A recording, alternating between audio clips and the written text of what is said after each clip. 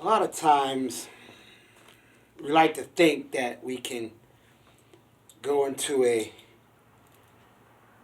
fight or a battle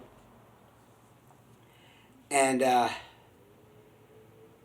be victorious just on sheer emotion, adrenaline, and sheer grit. You know, we think that we can go into a fight, you know, damn those torpedoes full speed ahead, right? But when Admiral Farragut said that, they had the plan was well laid. The whole expeditionary force was well planned out.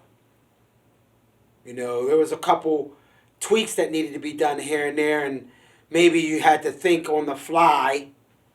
You know what I mean? Think on your feet. But for the most part, the plan was laid out. When we, as a people, in a nation that has seen us as less than animals, when we as a people are living under conditions like that, anything less than pure preparedness is folly. That's why time after time, from the 60s till now, we've had to go through this over and over again. And I attribute that to our lack of preparedness. I contribute that to the lack of skill that we have to understand that we have to be very good strategists. Okay, this is the plan. This is where our goal is. This is where we have to take it. If they take out a leader, this is who's going to take up for that. There can't be a void, and so on. And this is our tactics. Okay, these are the people that we're going to rely on to keep the soldiers on the ground motivated. Over and over again. Okay, we have to learn the law here. We have to learn what this policy that was passed is here. Collective, as a collective. If we're out there on those streets killing one another over drugs, if we're out there on that street in gangs that are not solidified, nothing is going to change. If just one of you watch this film, or any one of my films, or if I see that number go up once or twice, you could be sure I'll be back on here to give you the truth, to help out, to further the cause. When it goes to zero, I'm not going to waste my time. You see? Al Pacino, one of my favorite actors, played two distinctive roles, two cataclysmic roles for his career. And they both have very good messages on what I'm talking about right now.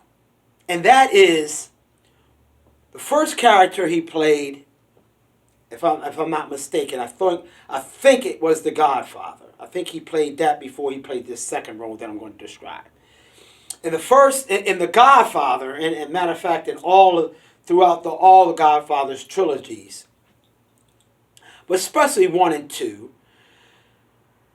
very methodical, very calculating, very strategic oriented, excellent tactician, excellent strategist, knew his enemy, knew what his enemy was going to do before his enemy did it. And if he had ever made a mistake, he knew how to withdraw and redeploy. absolutely amazing role, and it taught a lot. It taught a lot to me because I hear these mugs who think they self gangsters, or these women who think they gangsters, MF this, MF that, whatever, whatever. When I cuss on here, it's for effect, but for the most part, I use terminology and words that not only are enlightening, but are constructive. In all of the Godfathers, Michael Corleone never cussed once. That tells you something about the character of the person he was playing, of the personified the person he was playing. All right? Now, then the other role that he played was Scarface. Unhinged, undisciplined, lucky pretty much in strategic matters. Fairly good tactician, but at the same time, vision was blurry because of his sexual appetites or his perceptions of people. Very poorly thought out. And at the end, his demise was what it should be. Now, both had endings that were, for all intents and purposes, not any ending that any one of us would want to go through, unless you're just, an idiot, or you're just, out there. The Godfather died alone, without anyone. But he died old and he died alone. As I said, Scarface died in a hail of gunfire. Now, although both were quote-unquote evil men, they both had different endings to their lives. And the endings that they had in their lives matched the kind of life that they lived. Although Michael Corleone was, all intents and purposes, a gangster, evil man, murdered his own brother, those kind of things, he did it with the thought that he was trying to do something for his family. Scarface loved his sister, but it was on a perverted level. Okay? Loved his second in command, but because of his perceptions of everything, that got perverted too. So his ending was fitting. Our ending is going to be the same way. I hold this exhibit up today to show you just a particular 2 words. And I just got this from the store, and it's great. It's you know me, I love my Civil War. But there you go. These 2 words right there. Decisive battles. The Trump administration is, got thrown in all the throwing all, everything's all in. Okay? Joe Biden is a little more tempered. But at the end of the day, no matter who is president, we have to be prepared for what's coming. And what do I mean by that? Well, if Trump wins, we have to learn how to keep on moving forward, get closer to each other. I mean, we have to do this if either candidate wins, but more so with Trump. And everything that I put out in these videos have to be done tenfold. Okay? If Biden wins, we have to shore up our flanks. Okay? We have to shore up our knowledge of everything all the knowledge that we have gained, and we have to shore up all the gains that we have made. Okay? Because there has been laws and policy changes. We have to follow up on those, and we can't slack off.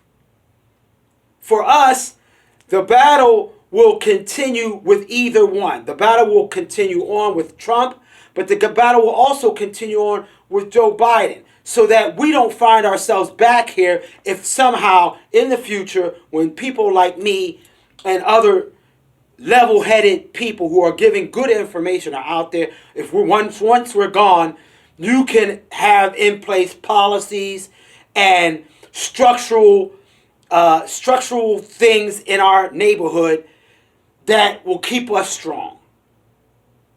that will keep us from having to be back in the same place that we were when George Floyd died, Breonna Taylor, Antoine, all of them. Okay? That's what we have to get. Our structure has to be made on solid foundation so that when I'm gone, and like I said, other strong people are gone, you guys can take over and say, okay, we've built a solid foundation when it comes to not only policies, but elections, electing people in Congress, and that kind of thing. There shouldn't be, I looked at the Pennsylvania House overriding Governor Wolf's veto, and they all look the same. They were all, there was no